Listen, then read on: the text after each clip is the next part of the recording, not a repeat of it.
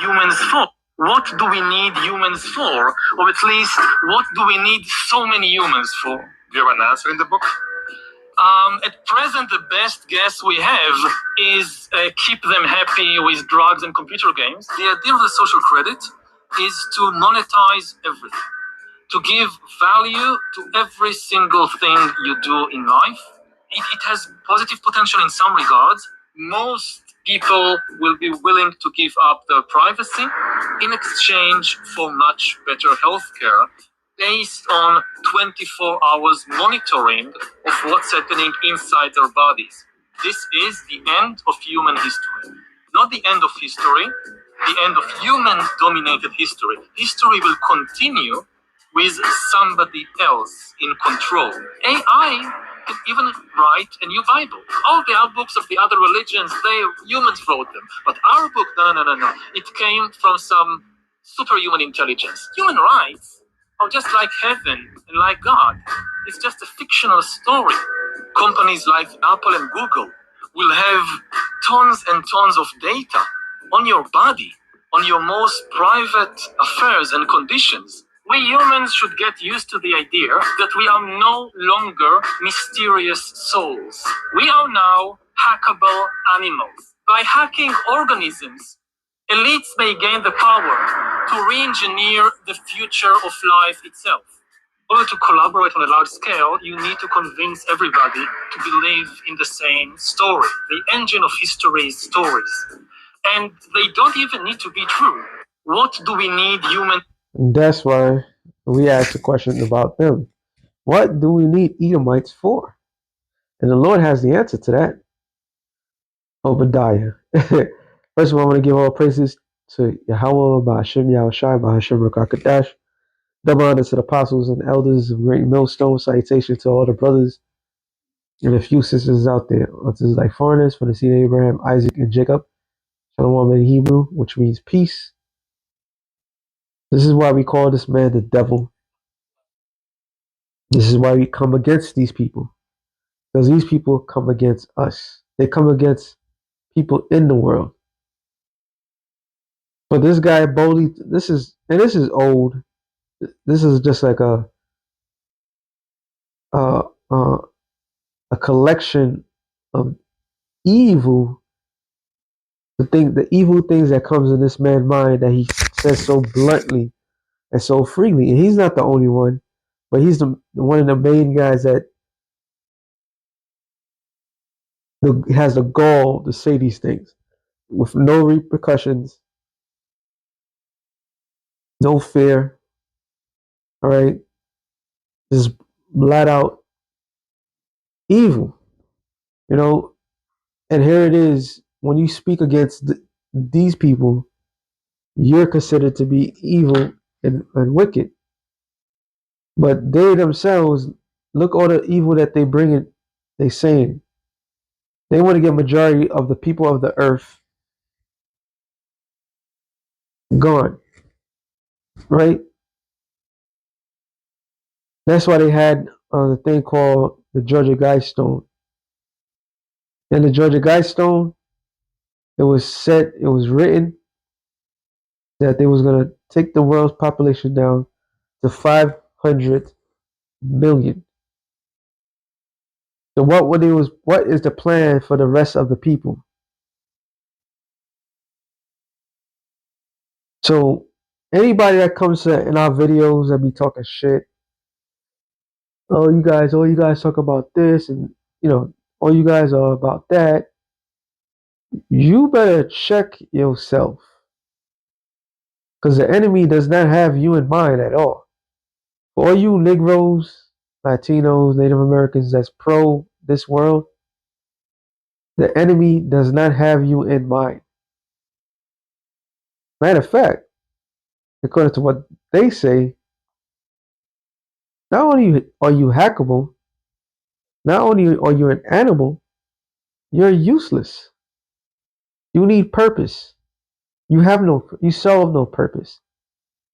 And that is what they push. All right. This man's the straight up devil. And it's something that he said real quick. I mean, there's a lot that he said. Who am I kidding? Um, and Esau has a God complex. All right, that's what they have. They have this complex in their mind that they are gods, and this is what a god would do: decides who lives and who doesn't. And this is the same mother effer that said if God ever flood the world again, they would not be afraid because they themselves can, I guess, stop rain. I forgot how he said it. It's speaking boldly, man. Real proud. Matter of fact, we start here. Psalms 14 and 1. It says, the fool has said in his heart, there is no God. They are corrupt. They have done abominable works. There is none that doeth good. So what we just seen, what we just heard was from a fool. All right. And uh, that fool that we just saw is a representation of a whole race of people. All right. A whole nation. Because when the Lord created the world, he created 18 nations. And part of that 18 nations is the lowest of the low of this world. Matter of fact, since I said that, and you could tell by their tone, by all the evidence that we see, they have they got a God complex, but they have an anger issue. It says Daniel 4:17. It says this matter is by the decree of the watchers, and the demand by the word of the holy ones to the tent that the living may know that the Most High ruleth in the kingdom of men, and giveth to whosoever he will, and set up over it the bases of men. So that in itself is a performance of a miracle that the Lord took when he created all the nations. Part of that, all the nations, is Esau, Edom, which is the basis of all of men. And the Lord took these base people and put them in a prominent position of rulership. This is why it says Job 9:24, what? It says the earth is given to the hand of the wicked. He covered the faces of the judges thereof, if not where and who is he? So Esau is the wicked. He does cover the faces of the judges of. He placed himself to be a god. So that way, when people look at history, they see those people as gods. So there's plenty of evidence to show who these people really are,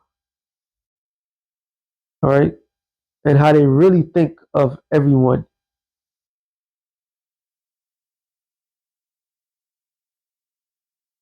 That's what it said. A fool has said in his heart, "There is no God." They really think that they're on level.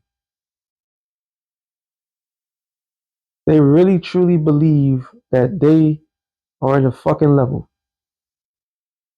And the only level that they are in is the basis of men. So the Lord put these lower people in a position of power. So that when he comes back, he overthrows their power. Um, Ecclesiastes 10:6, it says, I'm sorry, 7. I have seen servants upon horses and princes walking as servants upon the earth. So those that's in power position, they're nothing but servants. Well, since I said that, Proverbs 19:10. The light is not seemingly for a fool, much less for a servant to have rule over princes. So they're not in the right position to be ruling anything. But you see what they do. You see exactly what they do, how they see everybody. They see everybody as nothing but meat. All right, they see everybody as nothing but um, commodity. And the reason why they see that, like I said, you could tell this is this whole thing goes back to Jacob and Esau. You could tell how hurt they are as a people. Um, Hebrews 12 and 16. Oh yeah, NIV. See that no one is sexually immoral or is godless like Esau, who for a single meal sold his inheritance rights as the oldest son. Afterwards, as you know, when he wanted to inherit this blessing, he was rejected, even though he sought it. He sought the blessing with tears. He could not change what he had done, meaning what he got rejected. So all this tough talk, all this crazy shit that they're saying because of jealousy, envy. Now, the scripture that came in mind, Sirach 1928. Hold on, 1928, or is it? No, it's not 28. It's 19 and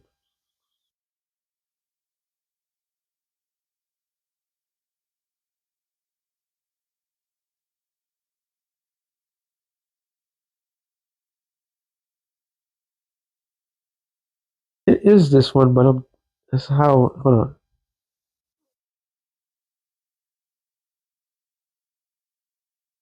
Salakia.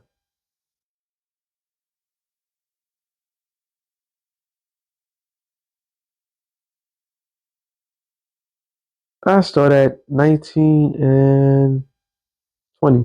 The fear of the Lord is all wisdom, and all wisdom is the performance of the law, and the knowledge is of his omnipotency. If a servant say to his master, I will not do as it pleaseth thee, though afterward he do it, his anger he angereth him that nourish him. Knowledge of wickedness is not wisdom, neither at any time counsel of the sinner's prudence. There's a wickedness in the same an abomination. Oh, there it is. And there is a fool wanteth wisdom. So Esau is a fool that wants wisdom. So this whole concept, and I believe it was the precept that 28. Salaki is another precept that comes with that.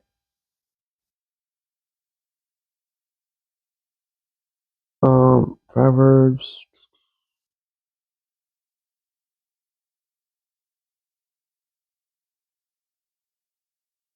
Nope, it's not this one.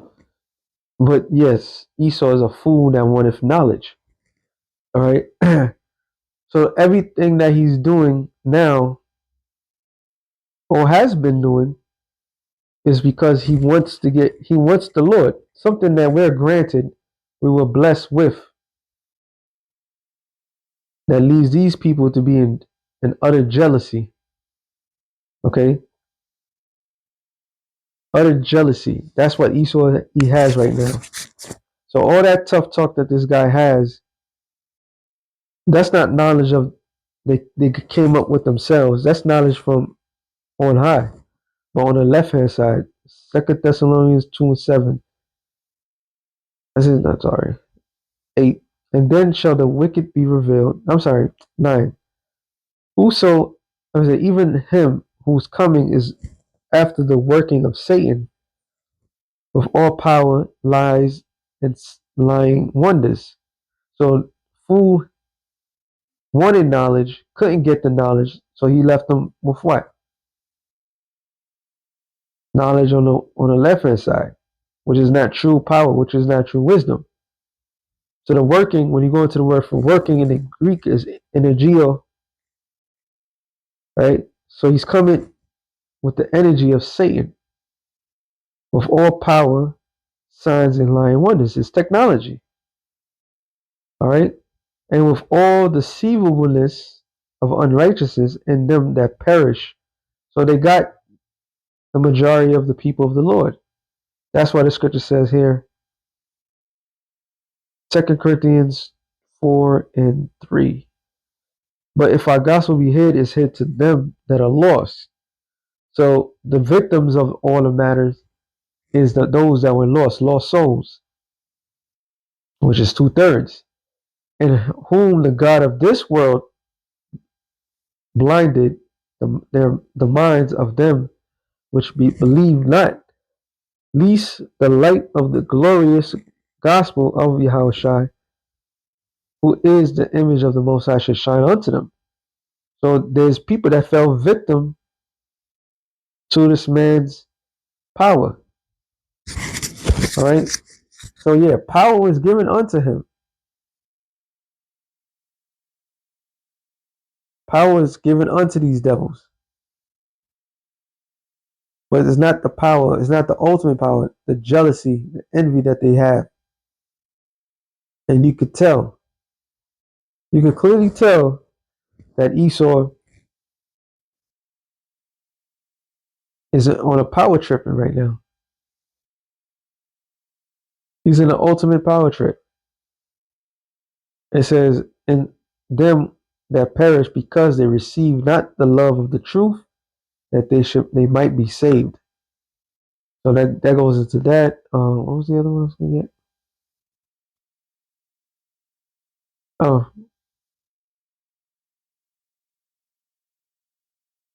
you know what? I get this one instead. Psalms 73. Two? Yeah, let me start there. But as for me, my feet were almost gone, and my steps had well nigh slipped. I was envious at the foolish Esau, all right, when I saw the prosperity of the wicked. For their bands is in their bands in their death. Sorry, there's no bands in their death, but their strength is firm. They are not in trouble as other men, neither are they plagued like other men. Therefore pride compassed them about as a chain of violence, covers them as a garment. Their eyes stand out with fatness. They have more than their heart could wish. They are corrupted. They are corrupt, speak wickedly concerning oppression. They speak loftily. Loftily means highly. Yep, high.